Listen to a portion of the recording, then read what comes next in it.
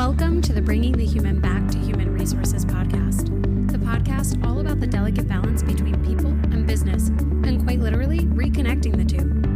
My name is Traci and I've spent nearly my entire professional career in HR. Join me as I share stories, opinions, and words of advice with you each week. Welcome back to Bringing the Human Back to Human Resources. So excited to be back for another week. I think I say that every time, and it's because I mean it. I just love getting this time with all of you. I wanted to first remind you that I have events every week. You guys know Tuesdays and Thursdays I have Clubhouse and Instagram events. On Tuesdays, I have a What's Your Pivot Story room at 6 p.m. Eastern on Clubhouse, and at 9 p.m. Eastern on Instagram Live, I do office happy hours. On Thursdays, I have a Clubhouse room that I co-moderate as well, and it's at 7 p.m. Eastern, and it's called Navigating Your Career in the New Normal. So definitely be sure to check those events out if you are looking for more than just this podcast to connect with me. And those are live moments, so you can hear from me in a real time, I guess you can say, instead of just over a recording. Don't forget to rate, review, and subscribe wherever you're listening to this podcast. Give me 5 stars if you're feeling, good about it. And otherwise, if you have any feedback, let me know. Let's get right into it. So this week, I wanted to, before even getting into the topic of the episode, talk about something that I had as a takeaway from, I guess it was last week or 2 weeks ago. And I sort of talked about this on the Instagram Live office happy hours that I had last week. But I've had some more time to think about it. And I should preface by saying sometimes things don't work out. People don't work out. Employees don't work out, whatever it is, right? But I think I've always shared with you all that it's our reaction that we can control. It's the way that we react to situations that can determine, what the future holds, so to speak. And there was a situation that I was involved with, let's say, where someone burned a bridge. And they burned a bridge unnecessarily. I'll just say that. There didn't have to be a burning of the bridge. And I know I'm being vague because, and like I said this on the Instagram Live, I'm being vague out of respect for the individual. But when you have an opportunity to react in a way that keeps someone in your network or keeps someone as a colleague potentially for the future or someone who could be a mentor, I mean, you have to think about how your actions or reactions could either ensure that happens or prevent that from happening and then ultimately burning a bridge. So if you are someone who reacts, or if you are someone who has been on the receiving end of difficult feedback, maybe, I encourage you to really take a step back and process information before reacting. If someone is giving you a difficult message or sending you a difficult message or giving you feedback or maybe even ending your appointment, whatever that looks like, you don't have to have answers. You don't have to have a reaction. You can really simply say, thank you for your time. I need to process this information. If I have any questions, I'll reach out. Boom, bada bing, bada boom, right? Like that's it. But unfortunately, I was involved in a situation where things that could have gone that way didn't go that way.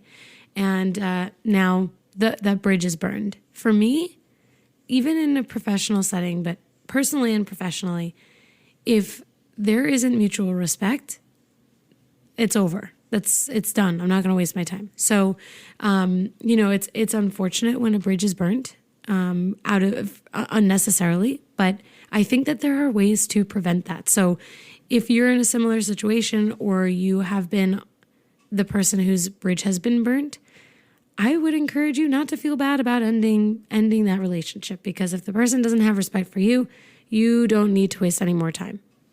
Okay, now that we've gotten that off our chests, let's jump right into the topic for today. I know I've talked a lot about COVID and we're probably all tired of it, but there was something that recently came up on a Clubhouse room that I was in around the impact of COVID on women.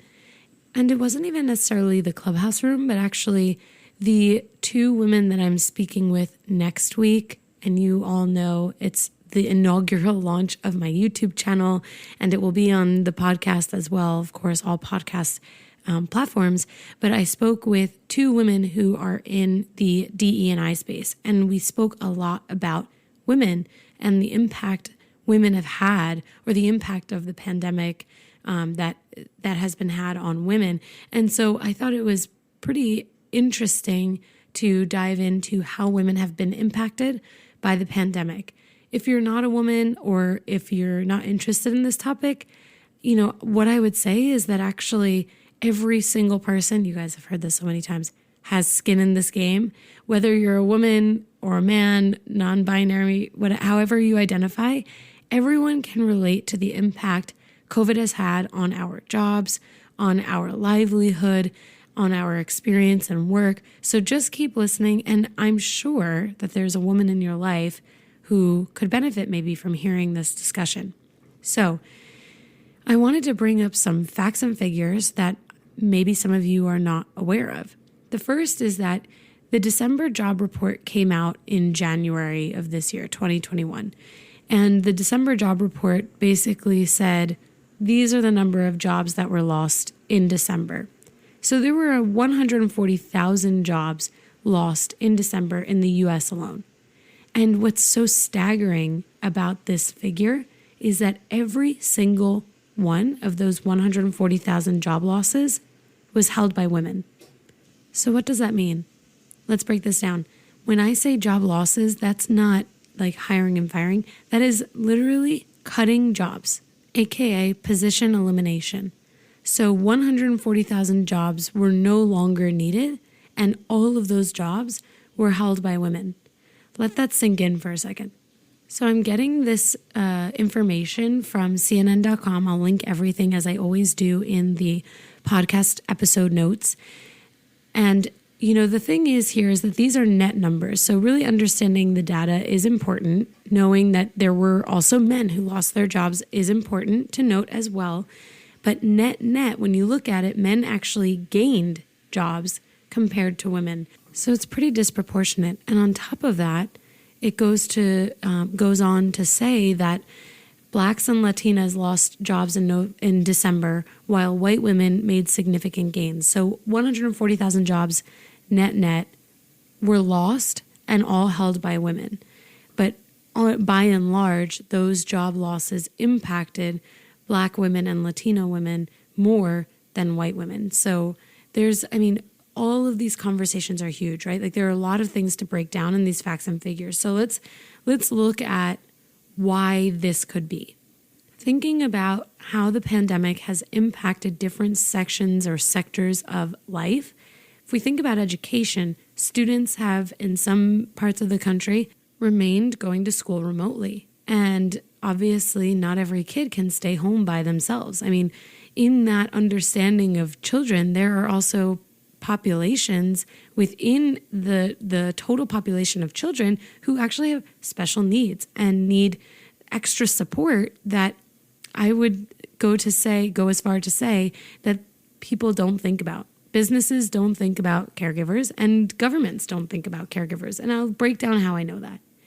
But coming back to this point, women, by and large, are the people who are expected to be home with the kids. And whether that's a generalization, right? So sure, there could be men that are staying home with their kids, but if it's a single family home, or a single parent home, I should say, and or the woman is in a less lucrative role, which we already know that women are making less on the dollar than men. And in a previous episode of this podcast, I've broken down some other, that's a huge topic, right? And it's not just because women are women and men are men. Like there's so much that goes into that. But thinking about, overall compounding loss of income for women because of maternity leaves and things like that, women are disproportionately affected in the workplace because they are most often going to be the ones who say, okay, I'm going to take a step back. I'm going to stay home, or I need to be the one home because you, partner X, are making more, whatever that could look like. I don't want to generalize because I know that there are also non-heterosexual couples that this is a different kind of impact, right? But really when we look at it overall, on average, the impact of this jobs report is really understanding how women have been affected by the pandemic. So we also know that the pandemic has required companies to allow flexibility in sick leave, taking time off, being flexible for a work schedule, and things like that. And in some sectors of industry, sick leave is not available. So in my experience, I've worked for companies that have been very generous and continue to work for a company that's been very generous with sick time. But there are industries that don't provide sick time to part-time employees, that don't provide additional sick time or opportunities to have flexible working schedules depending on the industry, even to full-time employees. So sick leave obviously is granted by the government. Everyone in the US is entitled to 40 hours of sick time. However, 40 hours doesn't cut it when we're in the middle of a pandemic, right? So what have companies done to ensure that employees can take the time that they need or to support the people who are in need of their care? So their children or their spouses or their family members. And so we saw in the beginning, or really in the beginning, I should say, of the pandemic in 2020, the FFCRA, the Families First Coronavirus Response Act, gave people and businesses the opportunity to have more flexibility and more access to coverage as it relates to any COVID-related need to be absent, whether it was for self-illness or personal illness or a child, spouse, or immediate family member. I told you that I would come back to this point on how I am aware of companies and the government not considering the special needs population. And this is because my sister, my older sister, has special needs. She has Down syndrome. She is the light of my life. And I think I've posted about this on Instagram that, you know, I have someone in my life who, when the pandemic really first took the US by storm, was really the only person I was thinking about. I was like, oh my gosh, you know, God forbid she cannot get this. Like, we need to figure out everything that we can to support her and make sure that she stays healthy. And so, to make a long story short, I am one of her legal caregivers, as well as my younger sister, who is also a legal caregiver to my older sister. And my parents are around, thank God, you know, but it's been really challenging. And what I'll say, or what I'll share, is that my sister had a very serious health scare. I can't even believe I'm talking about this right now, because I really haven't talked about it probably at all, except for with a couple friends, my fiance and my family. And I still haven't processed it, and we're working on that in therapy, okay, people? We're working on it. Anyway, in 2019, at the very end of 2019, which we now know that there was a COVID case in the US at the end of 2019, so this will all make sense, hopefully. I don't want to sound like a conspiracy theorist, but, you know, we'll get there. She had a super, super serious health scare. I was working pretty much from the hospital in order to support my parents. And I, to this day, am so grateful to my boss and my employer for giving me the space and the opportunity to put my family first. Anyway, she was in the hospital for about 6 weeks, and I'm putting a trigger warning in the episode notes for this because I realize that some people are still kind of going through similar situations, but she was intubated and for a very long time. And so when COVID, you know, she, thank God, like, got better. My mom was on FMLA, because you know, with, maybe you don't know, when someone has special needs, and my sister's cognitive level is not aligned with her age. So she really needs advocacy. She needs someone there 24/7. So we were at the hospital 24/7. I was doing the overnight shift most of the time into the day, so that I could be there overnight, because what parent can sleep in a hospital chair, right? So I'm like, okay, I'm in my 20s. Let me do it. And so as a family, we've always, throughout my whole life, because, you know, I grew up with my sister, obviously, throughout my whole life, we've always come together as a family to deal with these things together. Anyway, so that's a little bit more about me. Now you know. She was intubated. She, truly, I'm not just exaggerating this, by a miracle, survived. And I'm going to need a break after this episode, I think. Anyway, when she was able to come home, my mom still needed to care for her. And, my dad is the breadwinner out of my parents, and my mom worked in a hospital at the time, and she was, given pretty much some flexibility because she had the FMLA. So she had 12 weeks of coverage to be able to be with my sister. So she did. She stayed with my sister. I was able to return to the office, and fast forward, now it's February 2020, and we know that things are starting to get real on the COVID front. So when my sister was in the hospital, that was really like October, November. And now we understand that there was a COVID case in the US. And so now we're thinking like, was that COVID? I don't know. Who knows, right? Again, not a conspiracy podcast, not a conspiracy theorist. Fast forward, it's February 2020. Now it's March 2020, and we're in lockdown. And my mom is an essential worker because she worked in the hospital. So she was already back at work, and she was working. And she had been back at work since January because my sister was doing really well. So when we started to work remotely, I started to stay home with my sister, and I was working while also taking care of her and making sure that she, everything was under control. She has other medical issues that, needed support on. And her program was closed because she did go to a day program. And because of the pandemic, everything was closed. So now fast forward again, it's April or May 2020. And I'm like, I need to kind of get back to a normal kind of circumstance. And so basically my mom then said to her employer, I need to have some flexibility. It's too risky for me to be in the hospital and come back to my daughter who has underlying conditions that could be exacerbated by COVID.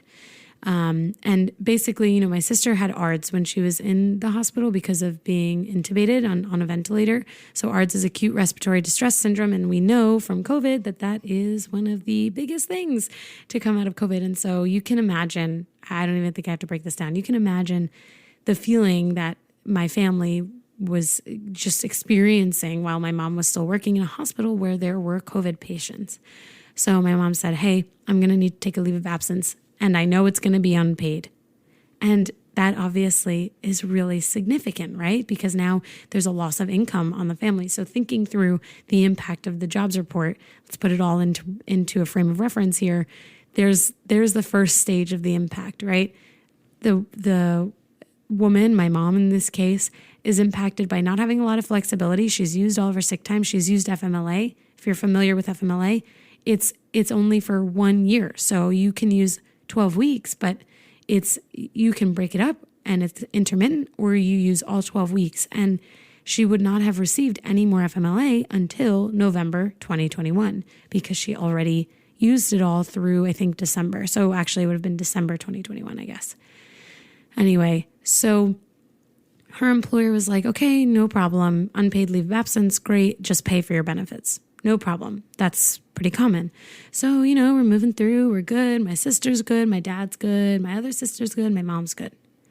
Fast forward, it was sometime in the summer of 2020, and my mom's employer was like, you need to come back from a leave or we're going to terminate your employment.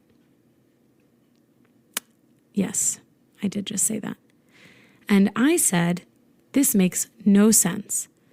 They can fill your role. Like they have an open position already. So they can fill your role with a temp, or they can fill your role with per diem, or whatever they want to do, right? Like there are options there. This doesn't seem fair considering we're in the middle of a pandemic and you would be eligible for FMLA had you not already used it. And, the ADA, the Americans with Disabilities Act, does provide, conversation around like caregivers and what caregivers need as far as support goes. But what I will say is that when we think about like caregivers as a protected class, there really isn't a lot of flexibility for them to be protected by antiquated policies in business. So, for example, in my mom's hospital, it's antiquated, right? Like they have a super old handbook. It's just like, here's your sick time, here's your vacation, have at it. But when it comes to caregivers who, by and large, are out of the workplace much more frequently, who probably need more than 12 weeks of FMLA in a year, there are no resources for them. And the government does not think about caregivers. And I'm going to tell you, the FFCRA, the Families First Coronavirus Act, great. It's a great program, and it's been a great program, or was a great program. But there was no extra support for caregivers who had already used their FMLA. So there was already an inequity here. And I share this story because I don't think my mom is alone. I don't think we're alone. Ultimately, what happened is that my mom was terminated, and she had been at that hospital for over 10 years. So I haven't shared this yet because I kind of was trying to figure out a way to talk about it. But, thinking about the inequity there, right? Like, she's paying her benefits. There's no loss to the hospital for keeping her on an unpaid leave. Certainly, if she was on an unpaid leave and my sister's program was open, totally. Termination is warranted because she should be back, right? But my sister, and we know in the state of New Jersey, New York, and many other states, programs were still not open by the summer. And as a matter of fact, my sister had a note saying you can't go back to the program until you're vaccinated, or unless we can determine that it's safe for you to return. So overall, her employer really, did her dirty, as I would say. I don't think that I would ever handle a situation in that way. And actually I spoke with my colleague who has a personal situation similar to mine. And I was like, would we ever do this? Like, in the HR function, would we ever say your daughter or whomever you're caring for is unable to go back to their program? And so I recognize that you can't work, but we have to terminate your employment because you can't work. And we both were like, no, we would never do that. So I really can relate to this jobs report because women disproportionately were pushed out of the workforce. And when I first mentioned the sick leave and the flexibility around that, this is exactly what I'm talking about. Some industries don't have flexibility around giving people, I guess it is just the flexibility to manage their schedules or, work when they can, or especially in the pandemic for caregivers, for people who experienced illness or were caring for someone with illness. 12 weeks might not cut it, right? 40 hours of sick leave might not cut it, even outside of FFCRA. And FFCRA expired just like FMLA. So now what? And so I'm not surprised by the jobs report at all. But I share this story because I haven't shared it before, actually, with anyone other than like my close circle, because, I think that sometimes when you hear, someone was terminated, you think, oh, there's another side of the story. We're not getting the full picture. Maybe she wasn't a good performer. That is not it.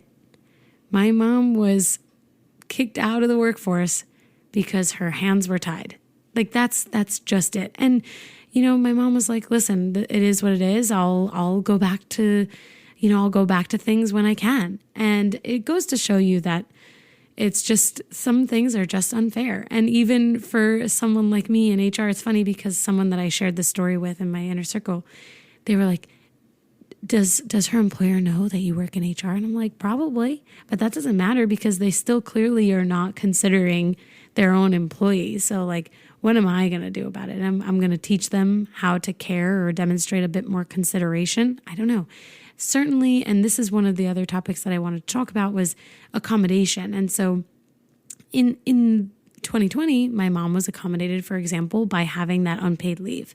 And she could have continued to be accommodated. And she would have been able to return probably this month because my sister's been vaccinated, thank God. But it goes to show you, this is someone who is top talent with them over a decade. And that's where the policies or, the accommodation they felt was unreasonable. And so when we think about accommodations, employers do have a responsibility to reasonably accommodate. So what does that mean? That means that an employer needs to evaluate an employee's request and determine, like, if this comes up again, can we, this is a precedent we're setting. Can we make this accommodation for everyone else? So most of the time we see accommodations in pregnancies, for example, or broken limbs or workers' compensation situations. Now, because of COVID and because of, my mom's caregiver status, for example, there was a different kind of accommodation being requested that probably isn't often requested, but I would imagine that there were many accommodations requested when people's children were not returning to school. So in this case, my mom is a caregiver for someone who is or has special needs. But in most cases, people are requesting accommodation as a result of these school closures because of needing to be home while their child is going to remote learning, let's say. And we can see from the jobs report, even in January 2021, that there were even more jobs lost by women, held by women. So actually, specifically, women accounted for 80% of adults who stopped working or were looking for work in January 2021. So we know that this problem continues to persist. The government hasn't necessarily stepped in to offer additional resources because I get it. There's a lot that the government has to think about, and really it probably is on the employer. But the employer also is potentially not thinking about the impact of the pandemic on home life for women especially. So I know I'm kind of getting on a tangent here, but I would encourage all employers to consider accommodating people who are requesting these, again, lack of a better term, accommodations for things that are outside of their control.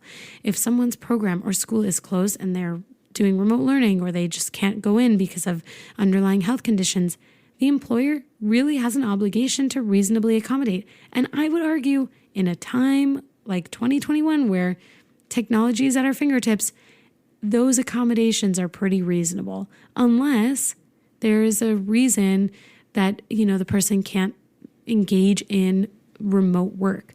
In my mom's case, while she's considered an essential worker, she really wasn't because she's not a doctor and she's not a nurse. She's really auxiliary staff or was auxiliary staff in the hospital.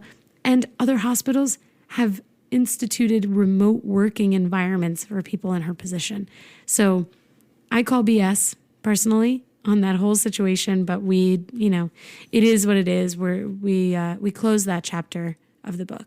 So for women similar to or unlike my mom, who have lost their jobs as a result of needing to be home or not having accommodations available to them, not having flexibility, I see you. I think that this all will be really interesting as we tie into next week's episode about wellness and DE&I being a path to harmony.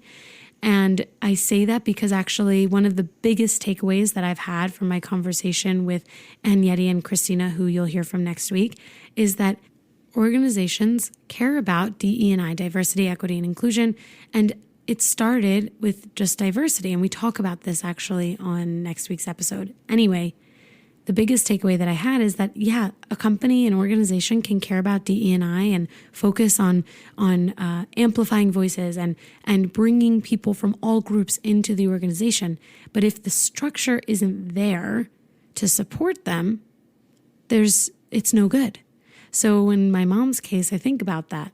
Great. She's a woman. She has over 30 years of experience in mental health. Like that was her career. And yet, as a caregiver, as someone whose job doesn't stop from 9 to 5, like it's not just that. Her job continues when she gets home. There were no resources for her. There were no accommodations for her. There was no flexibility for her because everything was exhausted. Her FMLA was exhausted. And they couldn't figure out a way to accommodate a top performer who had a lot of loyalty and tenure. And so, there was an end of the road there. So I'm sure that my mom is not alone. And we know that in the 80% of jobs that were lost in January as a result of really women being pushed out of the workforce, that's probably continuing to be true. And I think about this in the sense of, are women going to be set back? How do we as employers ensure that we are creating those environments, workplaces, and functions of the business that allow for women to get back into the workforce, to stay in the workforce, and to be successful, accommodated, and to have the flexibility that they need in order to be more successful. And I think the same goes for men. If a man is a caregiver or a single parent, they need just the same amount of flexibility. And I think that there's an argument here to be made that what exists today doesn't work, and businesses need to think about their accommodations and their considerations for employees differently, especially in the middle of a pandemic. I mean, good God, how are we even having this conversation, right? Like, I clearly there are companies not doing the right thing. So with that, clearly the impact of COVID continues, and we all have an obligation, whether we're in decision-making positions or not, to ensure that we're supporting each other. It doesn't matter what our gender is. We have to support each other. We have to get through this together, and we need to be a little bit more innovative, to end someone's employment because they need to be home. Like, give them a computer and slap a VPN on it, right? Like, let's get remote from work to be an accommodation. Let that be an accommodation forever. It should be, I think. Anyway, I shared a lot of personal stories with you today. Thank you for allowing me the safe space to share that. If you have a similar situation, or if if this episode has resonated with you at all, please know that you can obviously find an open door with me, and I'd love to hear from you. As always, again, please don't forget to rate, review, and subscribe. And I will see you next week for a really, really riveting discussion on wellness, DE&I. And again, it will be on YouTube and all the podcast channels. Thank you so much. See you next week.